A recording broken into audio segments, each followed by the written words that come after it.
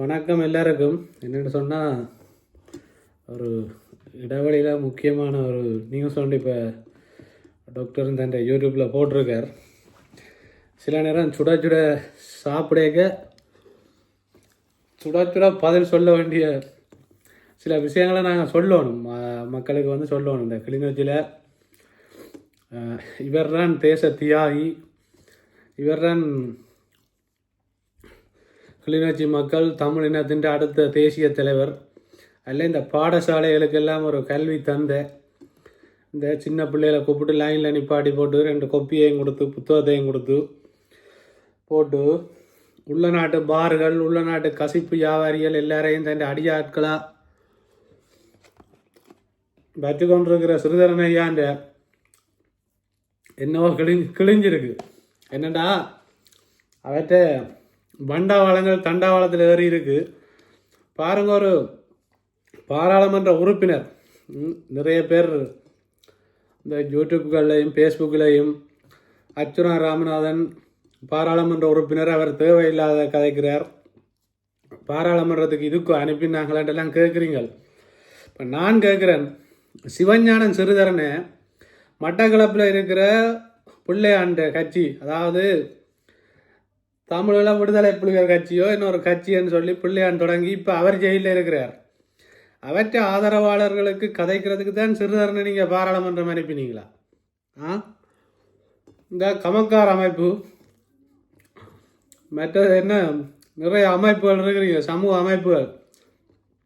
கிளிநொச்சி மக்களுக்கு கதைக்கிறதுக்கு எவ்வளோ விஷயம் இருக்குது. கிளிநொச்சியில் இருக்கிற பார்களை இல்லாமல் ஆக்கிறத பற்றி கதைக்கலாம், எவ்வளோ விஷயங்களை கதைக்கலாம்.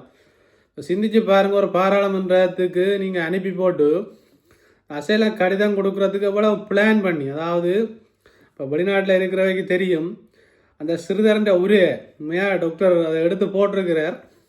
அந்த உரையை நீங்கள் கேட்டு பார்த்தீங்கன்னா தியதியோட நாளோட டேட்டோட இந்த என்ன சொல்கிறது, அது ஒரு ஒஃப்ராவோ அல்லது ஒரு கமிஷனோ இல்லை இந்த இதுகளில் விசாரிக்க அவங்க கேட்குற கேள்விகளுக்கெல்லாம் சரியான பதிலை இவர் பாராளுமன்றத்தில் பதிவு செய்கிறார்.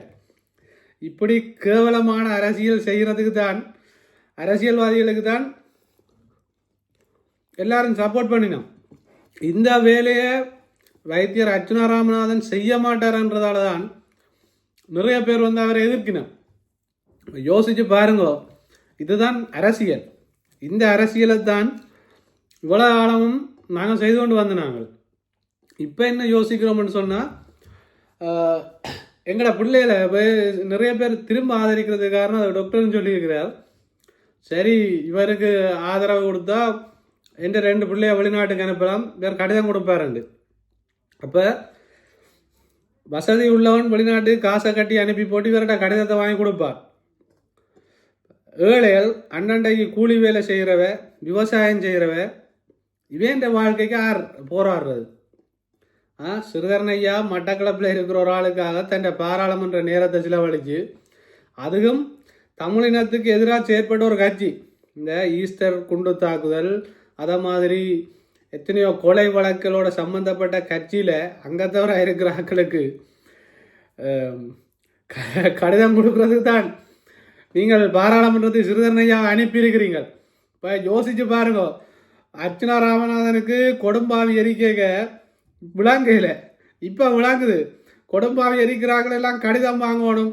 இப்படியான கள்ள வேலையில் செய்கிறார்களுக்கு ஆதரவாக இருந்தால் தானே நாளை கள்ள வேலையில் செய்யலாம். அதனால் இதை மக்கள் வந்து தெளிவாக புரிஞ்சு கொள்ளணும். இந்த அரசியல், நாங்கள் அரசியல்வாதிகளை இப்போ நேரடியாக ஒருத்தர் தனிப்பட்ட வாழ்க்கையை விமர்சிக்கலை. ஆனால் சிவஞானம் சிறுதரன் என்ற பாராளுமன்ற உறுப்பினரை கிளிநொச்சி மக்கள், இந்த கஷ்டப்பட்ட மக்கள் பாராளுமன்றத்துக்கு அனுப்பினது மட்டக்களப்பில் இருக்கிற ஒரு அரசியல் கட்சியில் அங்கத்தவராக இருந்த 2 பேரை காப்பாற்றி இப்போ பிள்ளையானுக்கு விசாரணை நடக்குது. அந்த விசாரணையில் இவையும் மாட்டுப்பட்டுருக்குன்னா இப்போ இவரை காப்பாற்றி விட்டால் இவருக்கு காசு கிடைக்கும். இதெல்லாம் எப்போ எங்களை இனம் புரிஞ்சு கொள்ளுதோ அன்றைக்கு தான் கிளிநொச்சியில் ஒரு மாற்றம் வரும்.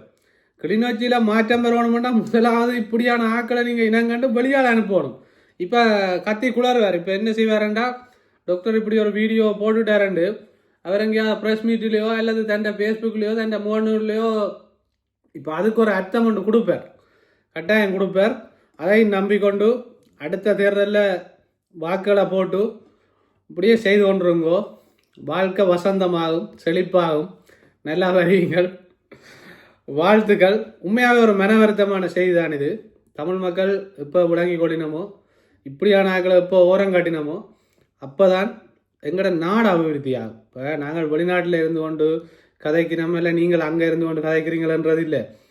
இப்போ ஒரு விஷயத்தை விளங்கி கொள்ளணும். வெளிநாட்டுக்கு போகிறது தவறோ அல்லது இந்த சில லெட்டர்கள் கொடுக்குறது தவறோ அதை சொல்லலை நான். ஆனால் யாருக்கு கொடுக்குறோம்?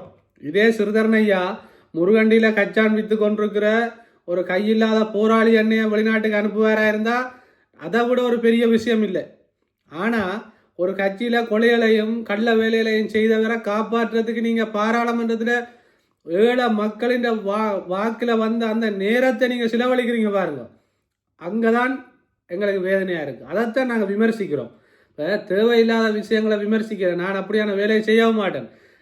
எங்களுக்கு வேதனை அளிக்குதுண்டா, உண்மையாக மக்களுக்காக போராடினவன் கிளிநொச்சியிலையும் முருகண்டிலையும் வவுனியாவிலையும் கச்சானும் விற்று கொண்டு விறகும் விற்று கொண்டு தேன் எடுத்து விற்று கொண்டு காடுகளுக்குள்ளேயும் அங்கேயும் இங்கேயும் கஷ்டப்படையக்க ஒரு அரசியல் கட்சிக்கு வால் பிடிச்சி ஒரு அரசியல் கட்சிக்கு பின்னால் நின்று தமிழ் மக்களுக்கு அநியாயம் செய்தவங்க இன்றைக்கு அவங்கள காப்பாற்றுறதுக்காக இந்த வெள்ளை வேட்டி கள்ளர் டாக்டர்கிட்ட பாஷையில் சொல்ல போனால் இவங்களை எப்படியோ எல்லாம் பேசலாம். அப்படி பேசுகிறது எங்களுக்கு சரியில்லை. அந்தளவுக்கு நான் எதையுமே இழக்கையில், அதால் எனக்கு அந்த அவ்வளோக்கு பேசலை. அது டாக்டரால் மட்டும்தான் பேசலாம். என்ன பிரச்சனைன்னு சொன்னால், இப்படியான ஆக்களை இன்னும் ஆதரிக்க நல்ல விஷயங்கள் நடக்கும். நல்ல விஷயம்னு நான் சொல்கிறது உங்களுக்கு விளங்கும் நினைக்கிறேன்.